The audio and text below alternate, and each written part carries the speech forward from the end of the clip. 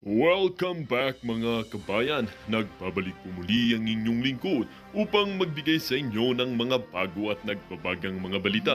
Isang malaking kontrobersyang sumabog ngayong araw matapos ibunyag ni Pangalawang Pangulo Sara Duterte ang di umano'y pagpasobra ng unang ginang ni Satanas Mags sa mga batas na nagresulta sa pagkansela ng kanyang lisensyas at pagiging abogada.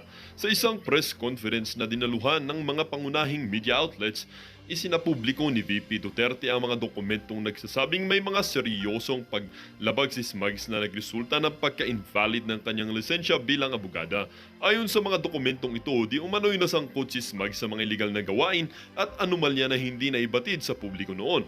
Ang ating bansa ay nangangailangan ng mga lider na tapat at sumusunod sa batas.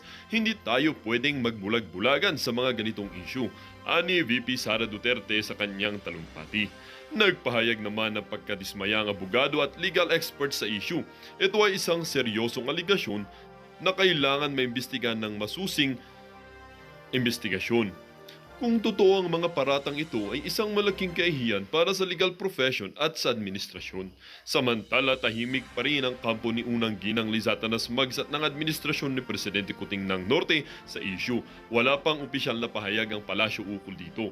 Sa kabila ng kontrobersya, nanawagan si VP Sara Duterte ng isang patas at makatarungang investigasyon upang malaman ang katotohanan.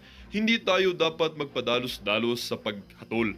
Subalit kailangan natin tiyakin na may pananagutan ng bawat isa sa batas, dagdag pa ni Duterte. Ang balitang ito ay patuloy na inaabangan ng sambayan ng Pilipino, lalo na't itinuturing na isa sa mga pinaka-impluensyal na tao sa bansa si unang ginang Lizatanas Mags. Marami ang nagtataka kung ano ang magiging epekto nito sa kasalukuyang administrasyon at kung paano ito harapin ni Pangulong Kuting Jr.